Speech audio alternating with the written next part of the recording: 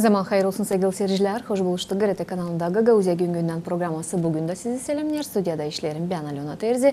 Misafirlerim şan sonra karşımda oturuyorlar. Bu sebepten sevgili dostlar size de teklif ederim. Bugünü de bizimle birlikte geçiresiniz. Çok önemli hem meraklı misafirlerimiz var stüdyamızda. Hem temamız da elbette olacak size din meraklı. Hepsinize bizimle birlikte olasınız teklif ederim. Bir iki kupomdan sonra yine stüdyamıza döneriz. Kalın bizimle.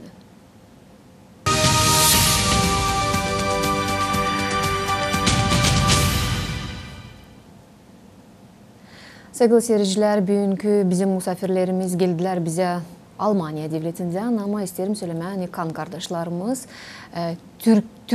Türkiye'den kök olan misafirlerimiz bugün Türkler aslısından söylediğinden onuştan bugünkü programımızı Gagavuz dilinde rahat Türk dilinde rahat geçireceğiz, hem laf edeceğiz. Tanıştırıyorum sizi bizim bugünkü misafirlerimizle. Bugün bizde Mahmut Basıbük hem Hasan Kuyuldar. Misafirlikte zaman hayır olsun sevgili dostlar. Sevgili kardeşler, hoş geldiniz stüdyamıza. Hoş geldiniz Gagavuzya'ya. Çünkü lafımızdan anladım hani Hasan Bey siz geldiniz ilk defa Gagavuzya'ya. Siz vardır daha çok sıra geldiniz. Evet. O zaman başlayalım sizden. Gagavuzya'ya geldikçe Gagavuzya değişir mi? Çünkü bize dini Gagavuzlara önemli insanlar hangileri başka ülkelerden gelirler Gagavuzya. Onlar bu değişilme dinamiğini görüyorlar mı Gagavuzya'da acaba?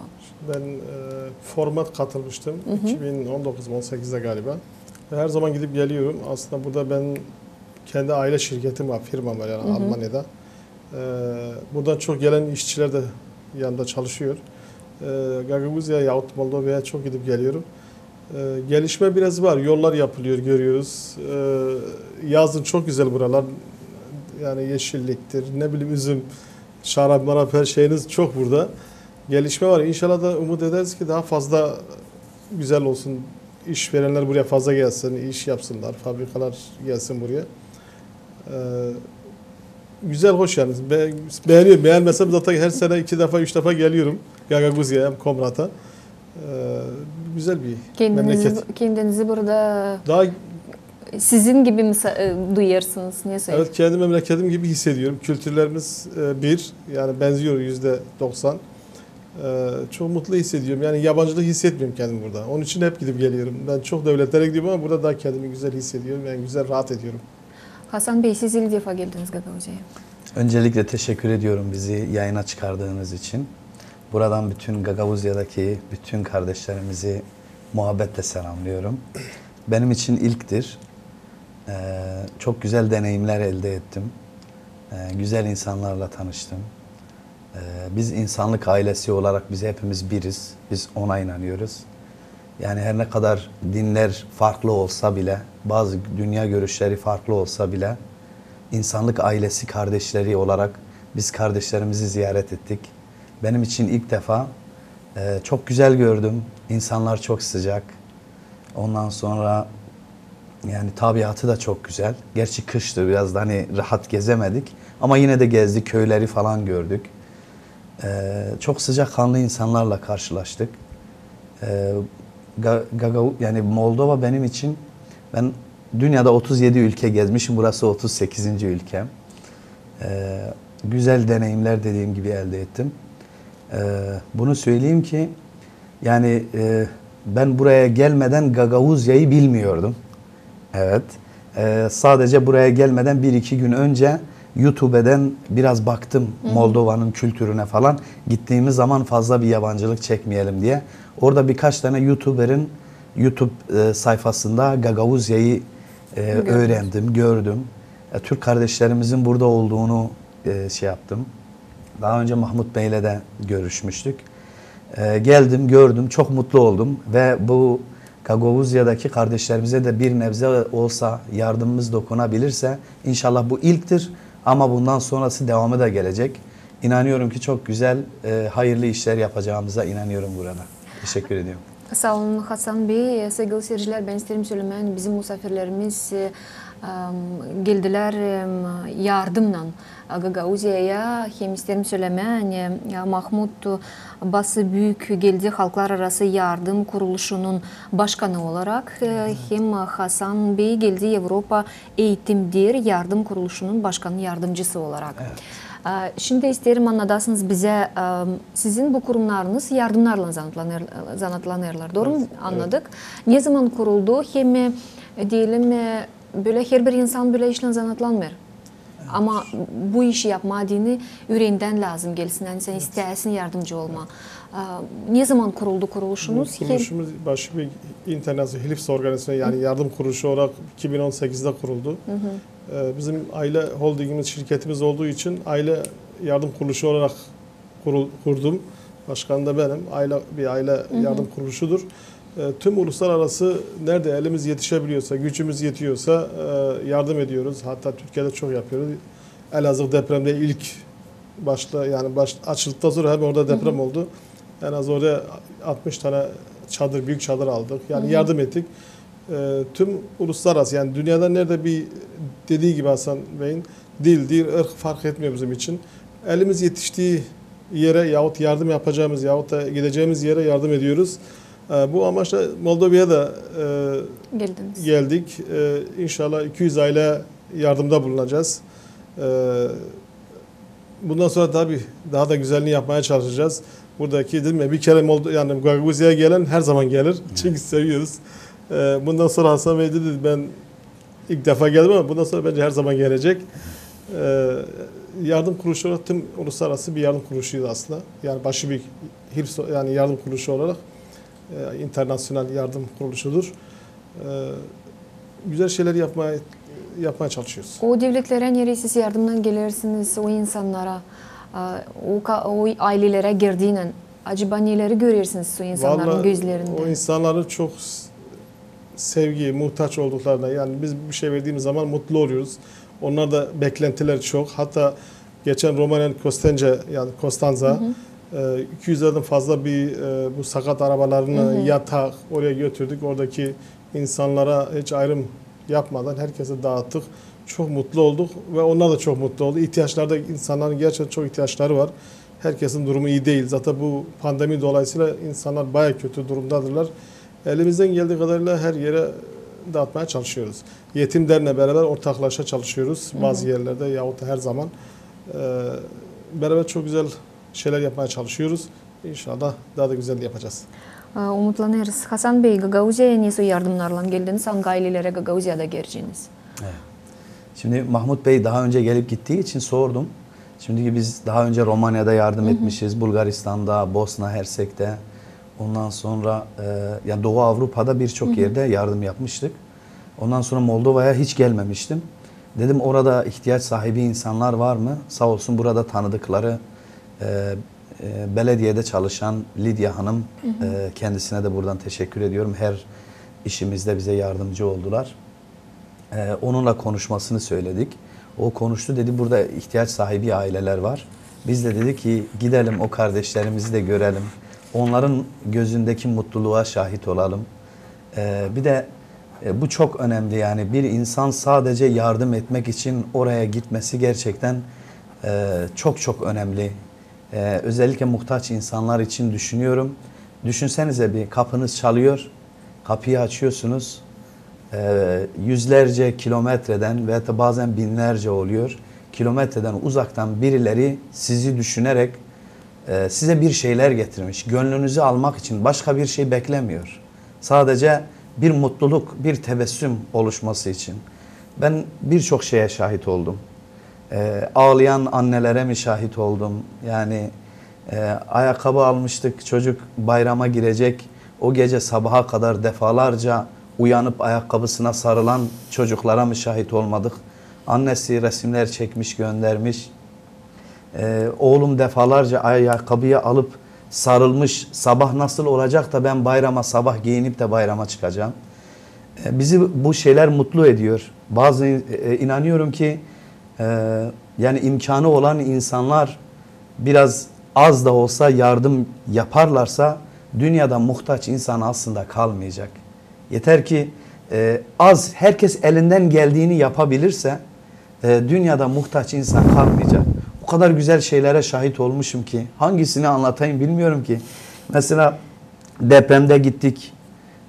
Yani biz deprem, yangın, sel felaketleri özellikle nerede varsa, yani geçenlerde mesela bir hafta önce Bangladeş'te Arakanlı kardeşlerimizin kampları var, mülteci kampları var. Orada yangın çıkmıştı. Orada beraber yardım yaptık Başıbüyük Yardım Organizasyonu'yla. Ondan sonra Türkiye'de veyahut da başka yerde deprem olduğu zaman, yangın olduğu zaman, sel olduğu zaman biz her zaman kardeşlerimizin gücümüz yettiği kadar biz ondan sorumluyuz. Zaten herkes gücünün yettiğini yaparsa inanıyorum ki çok büyük işler yapacağız. Bir de yani sadece benim insanıma değil.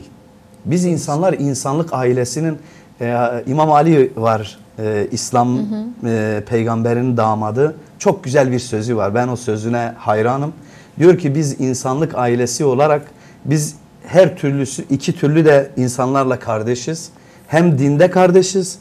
Dinde olmasak, aynı dine inanmasak bile diyor insanlık ailesi olarak Adem'de biz kardeşiz.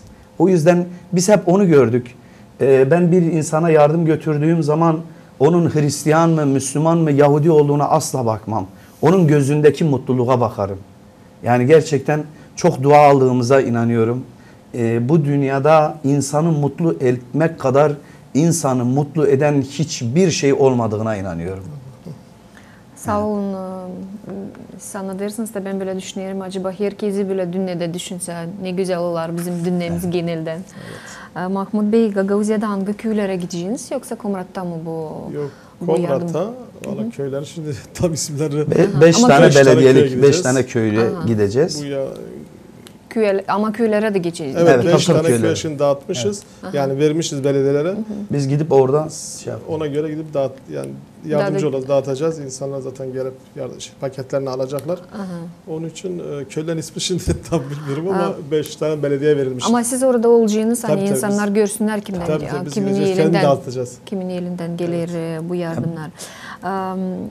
Size diyelim bu yardımları yapmak ne? Hasan Bey anlattı. Çok güzel. Biz aynı görüşteyiz aslında.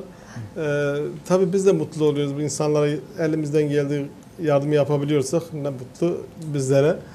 Evet. Onun için isteğimiz de yani dünyada en çok sevdiğim yani mutlu olduğum şey de bu yardım etmektir. Tabii kendi şirketlerimiz, firmalarım var ama en mutlu olduğum şey bu insanlara, muhtaç olan insanlara yardım etmek. Ama yetiştirirsiniz mi? Hem şirketlerde hem ülkelerde gezmeye yardım etmeyi. Gezmeyi çok seviyorum aslında. Ben de dediğim gibi en az 45 tane devlete gitmişim. Benim şirketler yürüyor. Aile şirketi olduğumuzda benim olanlar var. Yardımcılarınız. Onlar müdürdür, yapıyor. Baba diyor sen git yardımını yap. Şimdi programadan önce Lidya ile ben de konuştum. Sorarım hangi devletlerde dostlarımız da yardım yaparlar diye bana söyler sıralar Afrika'da onların arasında. Evet. Neden soruyorum Afrika için? Çünkü bizde az mı çok mu da olsa bizde bir şeyler var. Bir şeyler var. Evet. Evlerimiz var. Suyumuz var. Yemeğimiz sofrada var. Misafirleri var. Neyle konuklayalım ama Afrika'da var öyle devletler hangilerinde bunlar hepsi yok. Onların suları bile yok.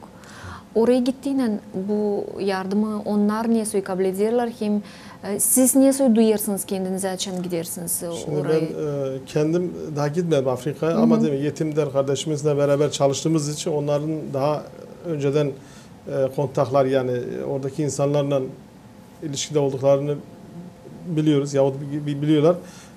Onlar da oraya gidiyorlar, orada biliyorlar. Oradaki çalışan kardeşlerimiz var yani istekleri üzerine. Onlar haberdar oluyor. Nerede hangi köyde su yok, çeşme yoksa orada kuyu açıyorlar. Okul mesela. Bunlar da yaparlar. Evet tabii kuyu, çeşme hepsini. Onu kardeşim anlatsın o daha biliyor. Teşekkür ediyorum. Ben her sene gidiyorum Afrika'ya. Gittiğim yerlerde birçok insanın ayakkabısı olmadığını gördüm. Hiç ayakkabı numarasının ne olduğunu bile bilmiyor.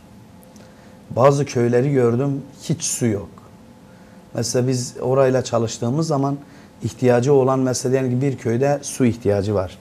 Bize bildiriyorlar, biz de Online üzeri spende yardım çağrılarında bulunuyoruz. Ondan sonra gelen bağışlarla su kuyusu açıyoruz. Biz açtığımız zaman bunu hep tamamen şeffaf bir şekilde ilk kazmadan son ana kadar hepsini videoya atıyoruz. Ondan sonra mesela diyelim ki bir hayırsever kendi annesi adına yapmış veyahut da babası adına yapmış veyahut da ailesi adına veyahut da birkaç arkadaş, onların isimlerini de o su kuyularına yapıştırıyoruz. Ondan sonra bunları hepsini bir klip yapıp o hayırsevere gönderiyoruz. Yani çalışmalarımız tamamen şeffaf. Bir de biz hiçbir zaman bu Müslüman mıdır, bu Hristiyan mıdır, bunu hiçbir zaman bakmadık. Çünkü biz insanoğlunun hepsinin kardeş olduğuna inanıyoruz. Benim çok Hristiyan arkadaşlarım var. Ondan sonra Müslüman arkadaşlarım da var. Gerçi hiç Yahudi arkadaşım olmadı. Ama yani ateist olan iş arkadaşlarım bile oldu. Yani biz bunları aşmamız lazım. Biz insanlık ailesiyiz. Nerede ihtiyaç varsa orada olmamız lazım. Mahmut Bey'in de deyimiyle beni bu dünyada en çok mutlu eden şey bir çocuğu, bir anneyi mutlu etmek. Bundan daha güzel bir mutluluğu ben tanımıyorum. Ben 40 yaşındayım. Artık kemal yaşına da ermişiz. Hep bunu gördüm. 11 yıldır bizim derneğimiz var. Uluslararası çalışıyoruz. Afrika'dan, Bangladeş'ten tutun, Filistin'den tutun, Doğu Avrupa'dan tutun, Almanya'nın içinde tutun. Yani birçok bölge, Türkiye'nin neredeyse yani her şehrinde yardım götürebiliyoruz. Hep bunu gördüm. Mutluluk paylaştıkça daha da çoğalıyor. O yüzden insanları mutlu etmenin yoluna bakalım. Eğer biz bu dünyayı terk edip giderken kendimizden sonra güzel bir anı bırakmamışsak ot gibi yaşamışız demektir. Ben ona inanıyorum. Bu Moldova'dan sonra hangi devletler, hangi ülkeler var mı planlar? Pazar günü Bulgaristan'da dağıtımımız var. Buradan direkt oraya geçeceğiz. Orada da yardım paketlerini dağıtacağız. Artık gelecek projede de bir de Afrika'da bir çeşme yapmaya, su kuyusu yapmaya başladık. Hatta Bangladeş'te bizim yetimhanemiz var. Evet. Yetim derneği başı bir yardım kuruluşları açtı. 50 tane yetimimiz var. 50 tane yetimimiz var. Bence 205 tane çocuk okulda okuyor. Evet, aynen. Dedim ya Moldova yani Gagavuzya'ya da projemiz konuşuyoruz aramızda. Evet. Eğer buradan da belediyeden yahut da arkadaşlar yardım alırsak başka bir projemiz var. Her zaman burada olacağız inşallah. Evet. Sizin Projeniz genişlenecek Gagavuzya'da. Evet. Tabii kesinlikle. Ama doğru mu anladım? Afrika'da eğitim verirsiniz çocuklara. Bangladeş'te. Bangladeş'te eğitim verirsiniz. Evet. Bu gerçekten peki yani büyük değil, büyüğün büyüğü. Tabii. Bu Allah yardım ediyor. Evet. Bu gerçekten... Ben özür diliyorum. Bu dünyada çok iyi insanların olduğuna inanıyorum. Yeter ki insan şeffaf çalışsın, onlara sunumu güzel yapsın, net olsun. Biz insanlara karşı hep net olduk. Gelen yardım ne kadar gelmişse, ne kadar harcadıysak bunu tamamen yapıyoruz. Bir de Afrika'ya gittiğimiz zaman mesela gittiğimiz yetimhaneler var, okullar var. Onların bir ihtiyacı varsa o ihtiyacını karşılıyoruz. Yani mesela kırtasiye yardımı, çocuklar okula başlamadan önce onlara okul malzemesini alıyoruz. Çanta alıyoruz. Yani okul için evet kalem, defter ne ihtiyaç varsa onu yapıyoruz. Tabii gücümüzün yettiği kadar zaten ben inanıyorum ki her insan gücünün yettiğini yapsa zaten dünyada mağdur kalmayacak aslında. Hatta bir söz var diyor ki yani fakirin aslında zenginin israfı olmasa o israfa giden para, boşuna giden para o olmaz. Onu fakirlere harcasa dünyada fakir diye bir olay kalmayacak. Doğru. Evet. Ama bu eğitim konusu beni çok dalgalandırdı. Çünkü gene dönerim bizde şükür az mı çok mu ama var. Çocuklarımız da okula gidiyorlar. Evet. Okulda öğrenmesi devletin üstünde bulunuyor. Yani bu taraftan problemimiz yok ama bu uşaklar, bu çocuklar hangileri okullara bile gidemiyorlar. Yazma bile bilmiyorlar. Onları sadece filmlerde, kinolarda biz görüyoruz. Tahtanın üzerinde tahta var ya bildiğimiz tahta. Onun üzerinde yazı yazdıklarına şahit oldum. Bu çok derin hem trajedik bir olay. Bir trajedik hem açan görüyorsun hani yanında oturuyorlar insanlar hangilerinin ilişkisi var böyle buna iyilik de demirsin. Bu inanılmaz bir şey yani. Bu kadar geniş yürekli lazım olma hani bunu da düşünmem. Ben umutlanıyorum hani sizin bu iyilikleriniz yetişecekler o ülkelere de nereye ta yetişmediler. Var mı öyle ülkeler sırada? Valla sıraya göre gidiyoruz. Nerede bakalım ve de mağdurluk kontak yapabiliyorsak oradaki insanlarla kontağa geçiyoruz. Tabii oradaki destek de istiyoruz. Yani tek başımıza gidip bir şey yapamıyoruz. Mesela buraya geldiğimde tamam ben burayı biraz biliyorum, çok insanları tanıyorum ama Lidya Hanım olmasaydı gerçekten de biraz zorlanabilirdik. Yahut da yapamazdık belki. Evet. Çok oradaki insanlarla kontağa geçiyoruz. İhtiyacı olanlara bize bilgi geliyor yahut konuşuyoruz. Ondan sonra bir proje hazırlayıp oraya gidiyoruz ya gönderiyoruz. Dağıtımını yapıyoruz. Yani daha çok devletler var aslında. Sadece yetişebileceğimiz yerlere gideceğiz. Germanya'da peki bu yardım kuruluş işler mi? Tabii evet. işliyor. Orada da var. Orada mesela sel olduğu zaman. Biz Almanya'da biliyorsunuz büyük bir sel oldu. Tam bize de yakın bir bölge. Yani bizki yaşadığım bölge. Oraya da çok işçi gönderdik. Yani benim firmadan işçileri yardım etsinler diye. Bir de yatak yahut diğer yardımlar yatak dağıttık aileler Almanlar yani bizim oradaki Alman vatandaşlarımıza. Yardım ediyoruz. Tabii Almanya'da mesela spor kulüplerine ben başı bir yardım kuruluşu olarak spor kulüplerine hatta sizin burada da bir kız takımı var bu bir köyde. Oraya da şey aldım kendilerine Lidya şeyle. Oradaki Alman şeylerine yardım ediyoruz. Orada bayağı yardım oluyor. Yani katkıda bulunuyoruz. O selde bayağı bir yardım ettik yani. En az 20-25 tane büyük yataklar, ihtiyaçları olan yiyecek topladık. İşte işçi gönderdik. Orada yardım ettiler. Evleri temizlediler yahut da inşaatta her şeyi temizledik yani. Yapıyoruz. Yani sadece Doğu Avrupa değil yahut öbür devlette değil. Almanya'da bir felaket oluyorsa orada yanındayız. Ne isterim söyleme, sadece sağlık isterim size dileme. Hani olsun kuvvetiniz de ileride orada bu yardımları insanlara uzadasınız. Çünkü Hasan Bey söyledi, hani en mutlu edersin, en açan görürsün bir insanın gözünde bu yaşları, mutluluk yaşlarını o zaman duyarsın kendine. Hani boşuna yaşamırsın, o gibi geçmeyeceksin. Sağ ol isterim söyleme, hani bugün bulduğunuz vakitte uğradınız, oturduk. Sevgili seyirciler, İsterim söylemeye, Hasan Bey söyledi. İnsanlık ailesi. Evet. Bu sözlere düşünme, isterim teklif etme herkesinizi. İnsanlık ailesi bu kadar iş yaparsaydı bu dünyamız ne güzel olacak. Hepsinize diyelim sağ olun. Hani bizimle bugün birlikteydiniz. Aklınıza getiririm. Hani bugün stüdyomuzda bulundular bizim dostlarımız, kardeşlerimiz misafirlikte. Mahmut Basıbüyük, Halklar Arası Yardım Kuruluşu'nun başkanı hem Hasan Kuyuldar, Avrupa Eğitimler Yardım Kuruluşu'nun başkanının yardımcısı. Hepsinize sağ olun. Hani bugün de bizimle birlikteydiniz. Kalın sağlıcakla. Gelen buluşmalardan GRT kanalında. Çok teşekkür ederim.